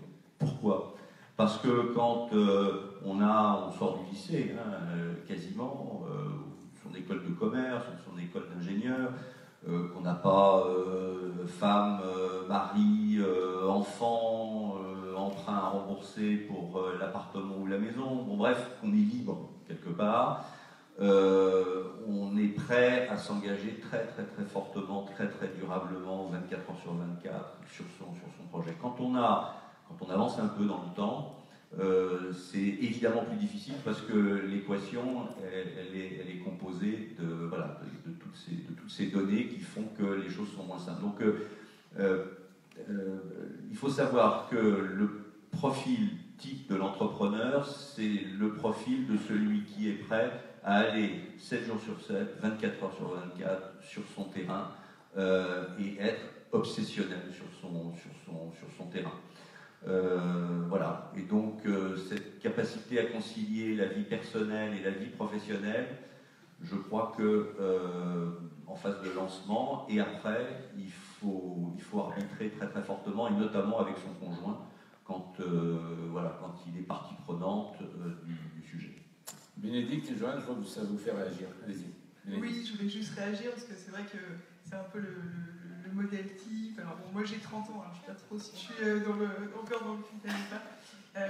Juste pour apporter un petit peu de nuance, je pense que c'est vrai, c'est par rapport aussi à notre vie personnelle, à ce qu'on est prêt à engager, à l'équation un peu personnelle qu'on a autour de nous. Moi, pour ma part, j'ai 2 enfants qui ont 4 et 2 ans, donc quand même, je pense que c'est possible. On arrive quand même à trouver une adéquation. Il y a aussi, même dans le monde salarial, des engagements très forts des fois. Et finalement, voilà, on peut aussi porter cet engagement très fort dans l'entrepreneuriat. Donc voilà, c'était juste pour apporter un peu de nuance. C'était la séquence N'ayez pas peur. Joanne, une deuxième couche peut-être. Ouais, du coup, moi je vais mixer également le point de vue des 2 experts, c'est qu'effectivement il y a cette première phase de jeunesse où on dispose de toute l'énergie, les ressources, l'agilité, le temps pour se lancer. Il y a une deuxième phase où on se positionne plutôt comme un expert, donc quand on est plus âgé parce qu'on a cette expertise dans un domaine et on veut aller justement créer une entreprise pour répondre à une problématique experte sur laquelle on est. Et je vois qu'il y a pas mal de jeunes, et du coup il y a aujourd'hui un vrai vecteur pour les étudiants, pour les jeunes entrepreneurs. Regardez le statut étudiant-entrepreneur, regardez tous les organismes qui vous permettent de vous lancer, parce que finalement il n'y a que maintenant que vous aurez le maximum de temps. j'ai commencé l'aventure, j'étais étudiant et en alternance. Donc je faisais mes études d'alternance et la création d'entreprise, mais ça se fait. Vous me permettrez un commentaire très personnel pour être universitaire, professeur à la Sorbonne et en charge notamment d'un programme de pépites entrepreneurs. C'est une vraie révolution pour les jeunes gens. Voilà, vous pouvez entreprendre d'autant plus facilement dans la France de 2016, parallèlement à vos études. Ne vous en privez pas. Voilà. Nos jeunes entrepreneurs ont évoqué à plusieurs reprises spontanément le fait qu'ils avaient été accompagnés, aidés, Réseau Entreprendre, un écosystème. En fin de compte, ça faisait écho à ce que évoquaient tout à l'heure les élus et notre ami de la Caisse des dépôts. Sur cet accompagnement, sur les vertus de cet accompagnement, les experts que vous êtes, repassez-nous encore un petit coup de badigeon sur ce joli paysage. Oui, le coup de badigeon, donc faites-vous accompagner, c'est clair. Si vous devez ressortir de cette salle, excusez-moi, avec un seul message, c'est celui-ci, faites-vous accompagner. Quand je dis faites-vous accompagner, c'est bien entendu à travers les réseaux d'acteurs qui sont là pour cela, mais ça peut être aussi, d'ailleurs dans les exemples qui ont été cités, par un partenaire, un Goliath, comme on l'a dit tout à l'heure. On est dans l'accompagnement lorsqu'on est challengé par un futur partenaire de l'entreprise. Deuxième conseil, l'accompagnement doit vous aider à analyser votre marché au plus tôt de votre projet, marché potentiel, marché réel, celui sur lequel vous souhaitez vous investir. Plus on connaît son marché au plus tôt de votre projet, plus vous serez agile, plus vous serez en capacité d'agir. Lorsque l'on parle de marché, on ne parle pas seulement des clients potentiels ou à venir, mais on parle aussi des concurrents directs ou indirects. Troisième conseil, vos compétences. Portez une analyse sur vos compétences. Qui vous êtes, quelles compétences vous détenez et quelles sont celles que vous aurez besoin pour, à court terme, dans votre projet, les premières phases de développement de votre entreprise et celles sur lesquelles vous devez soit vous préparer, soit trouver pour avancer. Et enfin, dernier conseil, ça a été dit tout à l'heure, j'étais particulièrement ravi d'entendre les élus en parler. Ne sous-estimez pas votre besoin de financement. L'accompagnement, c'est aussi de l'accompagnement financier de vos projets. On a une forte tendance à sous-estimer, pas vous, porteurs de projet, peut-être des fois les réseaux bancaires qui vous accompagnent, mais si vous ne portez pas une ambition de détenir suffisamment de fonds pour appréhender les premiers mois, la première année d'activité, vous allez vous retrouver dans l'obligation de faire un deuxième tour de table financier à très court terme qui, lui, est 10 fois plus compliqué à avoir. Pour avoir la chance de partager l'expérience de bon nombre de dirigeants de TI qui sont très très en amont du parcours, la plupart de ceux qui ont traversé les années, les succès, mais aussi parfois les galères, s'en sont sortis grâce notamment à leur financement et à leur fonds propres en particulier. Alain, vous qui sur votre site avez cette formidable base de données qui répond à la question qui peut m'aider, 2 mots peut-être, et un peu plus sur justement les vertus de cet accompagnement. Oui, d'abord faites-vous accompagner notamment grâce à notre site. Je vous y encourage, allez regarder à quoi ça ressemble, hein, afecreation.fr. Et en particulier cet onglet qui peut m'aider, qui est tellement fort que même les médias comme nous ne sommes pas risqués à essayer de créer un équivalent. Il faut creuser la concurrence un peu. L'accompagnement, c'est avant, c'est pendant et c'est après. Voilà. C'est tout le temps l'accompagnement. Alors ça prend des formes qui sont assez diverses. On a parlé des réseaux, et notamment en phase de développement. Hein, vous avez les consulaires, vous avez BGE, enfin vous avez des réseaux qui sont formidables. Et parfois Pour les étudiants entrepreneurs, vous avez nos amis du MoveJ, effectivement, qui sont présents sur le salon. Voilà, vous allez marcher dans les travées là, du salon, vous allez trouver tout ce que vous souhaitez pouvoir trouver sur le sujet. Vous avez les financeurs, l'accompagnement au plan du financement. Là aussi, en fait, il y a une offre très très large, très très importante, à des niveaux très divers. Voilà, des prêts d'honneur. Ceux qui font des prêts d'honneur, ils aiment bien placer judicieusement leur argent. Et donc, du coup, ils vous accompagnent jusqu'au terme du remboursement de votre prêt. Donc ça, c'est très utile. Le fait d'ailleurs d'avoir décroché un prêt auprès d'une association ou auprès d'une banque est un facteur de confiance important pour le développement de votre projet. Et pour vos futurs financements, c'est un facteur de crédibilité durable. Parce que ça veut dire qu'on place de la confiance en vous, et donc que ce que vous avez présenté, ce que vous avez développé, ça a du sens.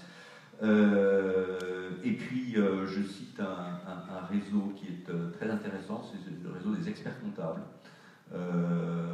On a besoin d'un comptable quand on développe son entreprise. On n'est pas nécessairement toujours très formé pour jongler avec les chiffres. Il faut savoir que les experts comptables,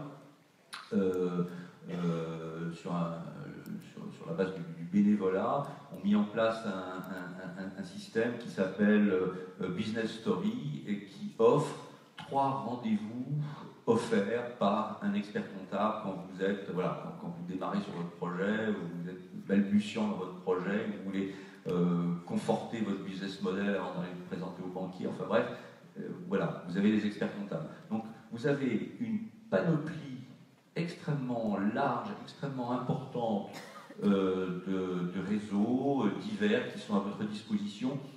Utilisez-les au maximum. Un bémol quand même, si vous le permettez, Alain, sur cette dimension du financement. On sera d'accord effectivement avec vous pour dire que pour se lancer effectivement aujourd'hui entre le crowdfunding et les pré-donneurs et les business angels, le paysage est à peu près complet. Quand ensuite on veut faire grandir son entreprise, notamment pour les entreprises de croissance, il y a toujours un retard français. Un témoignage cet été qui nous a beaucoup marqué, Bertin Naoum, le fondateur de Mintech, une superbe pépite effectivement dans le domaine des biotech, a vendu son entreprise à un Américain. C'est très bien en soi, il n'y a pas de volonté de protectionnisme de notre part, mais j'ai été marqué par ça. Lorsqu'on lui a demandé pourquoi, il nous a dit « parce que dans le contexte français, j'en avais marre de me battre avec mon Opinel ». Qu'est-ce qu'on répond à des gens comme ça? Arnaud, un bémol au bémol. Vous avez aujourd'hui une structure, alors c'est vrai que c'est plutôt sur des entreprises innovantes, mais qui est BPI, qui a remplacé Oseo, mais sur des critères un peu différents, qui fait un formidable travail. Nous ne le mésestimons pas, on travaille beaucoup avec eux. Ouais. Mais même ça n'a pas suffi. Alors, oui, mais enfin, il faut savoir d'où on vient, et je crois à la capacité du réseau de financement en France pour s'acculturer progressivement à la nécessité d'aller plus haut et plus loin. En même temps, on est aussi, et c'est une réalité, hein, on est limité par un marché. 60 millions de consommateurs, là, aux États-Unis, ils en ont tout de suite 350 sous le pied. Enfin voilà, les réalités sont pas les mêmes, mais je crois beaucoup, notamment du côté des institutionnels, à la prise en compte de cette réalité et à la rage de voir partir des entrepreneurs formidables ailleurs, et la capacité à les retenir. L'avenir peut-être effectivement fera bouger les choses. J'en ferai un commentaire très rapide peut-être sur ce sujet si vous voulez. Oui, je suis bien sûr tout à fait d'accord avec ce qu'elle vient de dire, mais par rapport à votre intervention, Arnaud, je pense qu'on a senti dans le commentaire qui a été fait par cette structure de la lassitude. C'est pas toujours en train de partir. C'est pas toujours les moyens qui manquent, c'est la capacité à les capter et à ne pas faire l'aumône. Et il peut y avoir une forme de lassitude, et on peut l'entendre dans ce témoignage. Alors justement, on va terminer sur une note peut-être d'optimisme. Vous avez lancé vos entreprises, visiblement vous avez de grandes espérances, comme disait un célèbre auteur. Vous voyez où dans 3 ans? Partagez votre envie, partagez avec nous votre envie de voir, de rêver en grand, peut-être. Guillaume, Bréban. Alors, avec tous nos partenaires, banquiers également, et investisseurs, on souhaite en effet développer notre portefeuille produit. Nous sommes en janvier prochain au prochain CES, donc à Las Vegas, c'est le grand salon. Où il y aura une forte délégation française. On commence à avoir quelques indiscrétions, ça va frapper fort. Ça va frapper fort. Chez Sansarek, on a eu la chance d'apprendre il y a quelques jours qu'on avait gagné le prix d'innovation du CES 2017, le CES Innovation Award, pour notre prochain produit. Donc ça nous met en confiance pour la suite, pour lancer d'autres produits sur le marché, français, européen et maintenant international. Donc on est heureux de partager ça avec vous, et donc rendez-vous à Las Vegas en janvier. Au passage, une petite séquence de promo, vous me le permettrez, mais il y aura un représentant des Échos qui accompagnera la délégation française à Las Vegas. Et donc sur notre chaîne Entrepreneur, vous retrouverez des informations en live tous les matins. Je suis dans mes pensées. Oui, parce que vous étiez en train de rêver en grand, donc allez-y. C'est ça. Non, nous, notre objectif, c'est de dupliquer le service du coup sur les plus grandes agglomérations de France. Donc, potentiellement demain Lyon, Paris, Bordeaux, Toulouse, Lille, Marseille, d'en faire du coup une référence et de devenir un leader sur cette thématique de la livraison collaborative, donc entre particuliers, et une fois avoir consolidé le marché national, et ben, se lancer à l'échelle européenne. Et Bénédicte, parce que les smart grids c'est une problématique mondiale, donc il n'y a pas de limite finalement à votre marché. Tout à fait. Donc, nous, l'idée c'est aussi de continuer à développer notre offre en France et puis d'exporter nos solutions sur d'autres réseaux, ou sur le réseau européen. Et puis continuer surtout à être une entreprise avec des valeurs, en proposant des offres qui ont du sens. C'est important pour nous aussi. Et une dernière note peut-être effectivement pour rester ancré dans la vraie vie. On imagine que vous avez votre lot de galères. Est-ce qu'il y a quand même des choses qui vous réveillent la nuit? Et comment est-ce que vous faites pour surmonter cela? Bénédicte, gardez la parole. On a notre lot de galères, c'est sûr, c'est pas un long fleuve tranquille. Il y a des choses qui réveillent la nuit, oui. Bon, pour ma part, on dort très bien. Non, c'est sûr. Malgré une boîte et 2 enfants, c'est plutôt rassurant. Non, faut garder des distances aussi, des fois. Oui. Joël, Guillaume? Ouais, c'est important, comme le dit Bénédicte, de pouvoir couper effectivement, parce qu'on est toujours un peu dans le rush. Ça fait aussi partie des problématiques des jeunes entreprises qui se créent, c'est qu'il y a énormément de choses à traiter. Et c'est des montagnes russes. Donc un jour, ça va être très très bien tout en haut. Le jour d'après, vous allez prendre une porte, et pardon, je suis trivial, une vraie porte dans la gueule. Et du coup, faut réussir justement à jouer ce côté et garder la niaque d'entreprendre, comme on disait tout à l'heure. C'était mes vacances ont été raccourcies, on a eu alors là, c'est complètement concret. On lançait notre produit sur le marché et on s'est rendu compte qu'il y avait un composant qu'il fallait changer. Et donc en 10 jours, on a dû reprendre tous les produits qui étaient dans notre stock, changer ce composant en France du coup. Et heureusement, c'est notre industriel qui a pris tout ça en charge. Voilà, c'est le genre de tracas. Les vacances, c'est pas entre parenthèses, mais du moins il faut toujours être prêt. Et là, cet été, ça a été l'exemple parfait. Heureusement, tout s'est bien passé et ça a été fait rapidement. Mais c'est le genre de galères du quotidien qui sont bien sûr dans un nuage de bonnes nouvelles quotidiennes. C'est ce qui nous fait avancer nos startups. Et c'est aussi l'enjeu, voilà, c'est comment rebondir vite et surtout être prêt et interagir dans la seconde. Même pas mal, même pas peur et toujours envie de grandir. Voilà, j'espérais qu'on nourrirait votre envie d'entreprendre. Je pense que l'objectif a été atteint. Merci à toutes et tous. Merci à vous tous d'avoir partagé votre expérience. Merci à toutes et tous de votre attention. Vous pouvez en permanence, vous pourrez continuer de partager des témoignages d'entrepreneurs et des avis d'experts comme ceux de ce matin sur leséchos.fr dans notre chaîne Entrepreneur. Bonne journée à tous, bonne visite sur le salon.